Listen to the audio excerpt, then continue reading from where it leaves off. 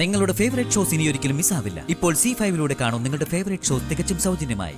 ആ തിരുമേനി ജോത്സർ പറഞ്ഞതൊക്കെ തെറ്റാണെന്നാണോ കൈമളേട്ട് പറയുന്നത്? അദ്ദേഹത്തെ എനിക്ക് വിശ്വാസമൊക്കെ ആയിരുന്നു. പക്ഷേ അങ്ങേര് പറയുന്നത് അതേപടി വിശ്വസിക്കണമെന്നെ ചോദ്യം. ഓമനിച്ച കൈകൊണ്ട് ഉദകക്രിയ ചെയ്തതുപോലെ ആയില്ലെന്ന്. മനുഷ്യർക്ക് പലതരം ക്രൈസിസുകൾ വരും. അതിനൊക്കെ ജോത്സ്യത്തിന് പരിഹാര മാർഗങ്ങളും ഉണ്ട്. അങ്ങനെ ഒരു സൊല്യൂഷൻ ആണോ തിരുമേനി പറഞ്ഞത്? അല്ല, അതിപ്പോ ഞാൻ പറയാനുള്ളത് പറഞ്ഞു കഴിഞ്ഞു. തിരുമേനിക്ക് പറയാനുള്ളതൊന്നും തിരുമേനി പറഞ്ഞിട്ടില്ല. മറ്റുള്ളവരാരോ തിരുമേനി കൊണ്ട് പലതും പറയിപ്പിച്ചു. തിരുമേനി ജോത്സ്യനല്ല, കൊട്ടേഷൻ ഏറ്റെടുത്ത് നടപ്പാക്കുന്ന ഒരാളാണെന്നാ എനിക്ക് തോന്നിയത്. അത്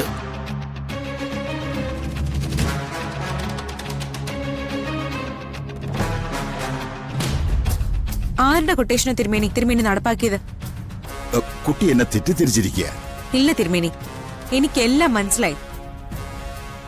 നമ്മൾ ഒരു കാര്യം ഒരാളോട് പറയുമ്പോ നമ്മളെക്കാൾ വിവരമുള്ളവരോടാ അത് പറയുന്നതെന്ന് മനസ്സിലാക്കണം.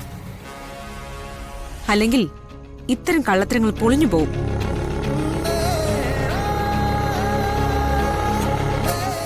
തിരുമേനി സത്യം പറയും.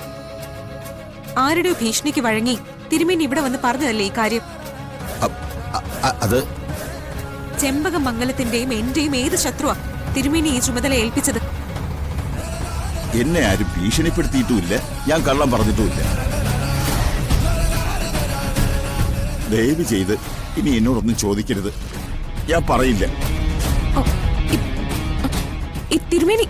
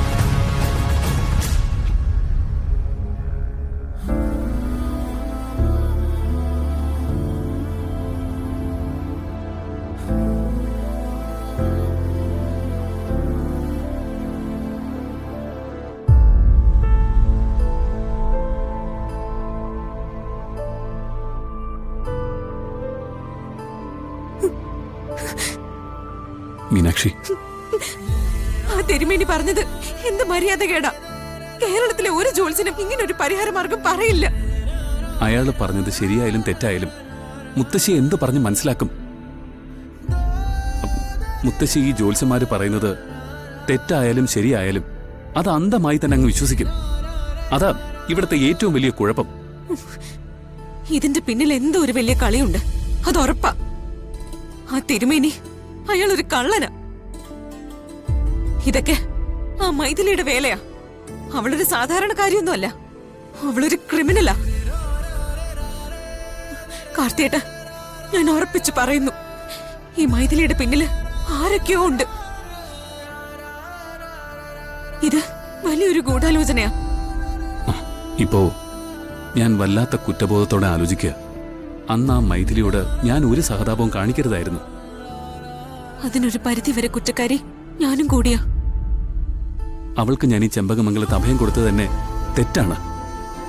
ഇതിപ്പോ ഞാൻ വല്ലാത്തൊരു ടെൻഷനിലായല്ലോ ദൈവമേ. ആ മൈഥിലിയോടൊപ്പം കഴിയുന്നത് തന്നെ എന്നെ കൊല്ലുന്നതിന് തുല്യോ.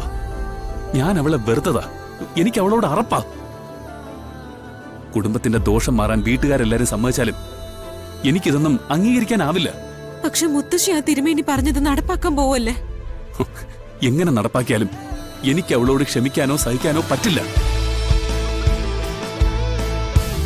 മാന്യമായി ഡിവോഴ്സ് കിട്ടാനും എനിക്കെന്റെ കുഞ്ഞിനെ എന്നേക്കുമായി കിട്ടാനും ഞാൻ വളരെ സൗമ്യമായി അവളോട് പെരുമാറി.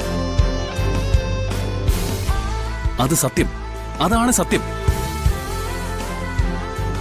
അതിലപ്പുറം എനിക്ക് അവളോടൊപ്പം ഒരു മുറിയിലൊന്നും കിടക്കാൻ കഴിയില്ല. എന്നോട് അവള് ചെയ്ത ചതി ചെറുതൊന്നുമല്ല. ഞാൻ എന്റെ ഹൃദയത്തിൽ തൊട്ട് മീനാക്ഷിയോട് പറയുന്നു, എനിക്ക് എല്ലാം എന്റെ മീനാക്ഷിയാ. നീയും കുഞ്ഞുമല്ലാതെ എനിക്ക് മറ്റൊരു ലോകവുമില്ല.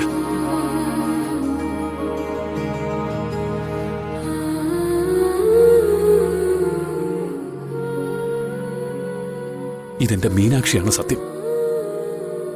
എനിക്കെന്റെ മരണം വരെ നീ മാത്രമേ ഉള്ളൂ. നീ മാത്രം.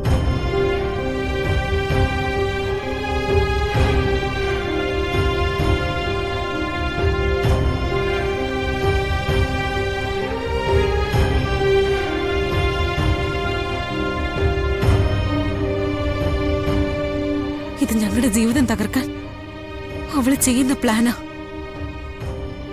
അവളുടെ പ്രതികാരം. ഇതിനെ മറികടക്കാൻ എന്താ ഒരു വഴി?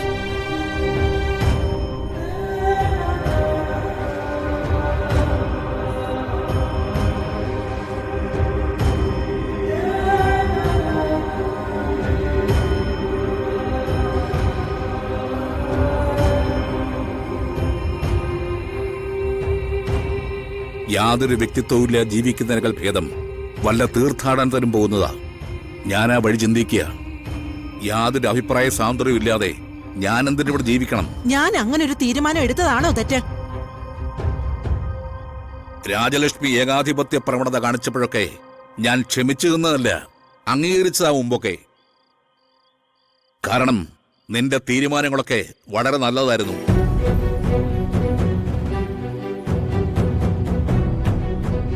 പക്ഷേ ഇത് നമ്മുടെ പിള്ളേരുടെ ഹൃദയത്തിൽ കോടാലി വെച്ചവനായിപ്പോയി. ആ തിരുമേനി ജോത്സർ പറഞ്ഞതൊക്കെ തെറ്റാണെന്നാണോ കൈമളേട്ട പറയുന്നത്? അദ്ദേഹത്തെ എനിക്ക് വിശ്വാസമൊക്കെ ആയിരുന്നു. പക്ഷേ അങ്ങേര് പറയുന്നത് അതേപടി വിശ്വസിക്കണമെന്നെന്റെ ചോദ്യം. ഓമനിച്ച കൈകൊണ്ട് ഉദകക്രിയ ചെയ്തതുപോലെ ആയില്ലേ അമ്മ? നമ്മുടെ കുഞ്ഞുങ്ങളുടെ ജീവിതം തകർന്നില്ലേ?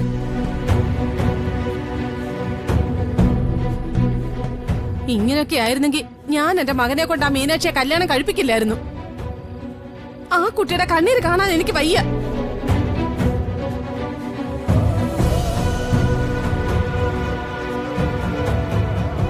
കൊണ്ടവന്റെ കൂടെ അഴിഞ്ഞാടി നടന്നവളെ പിന്നെയും കൊണ്ടുവന്ന് എന്റെ മോന്റെ തലയെ കെട്ടിവെക്കല്ലേ?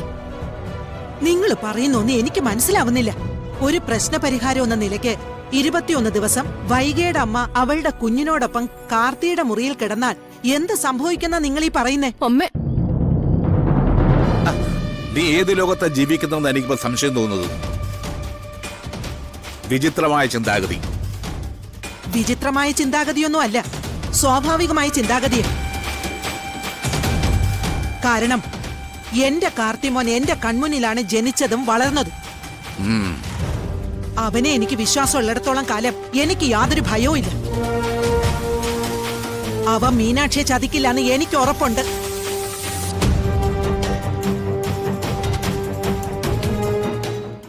ഡൗൺലോഡ് ചെയ്യൂ C5 ആപ്പ്. കാണൂ എല്ലാ എപ്പിസോഡുകളും സൗജന്യമായി.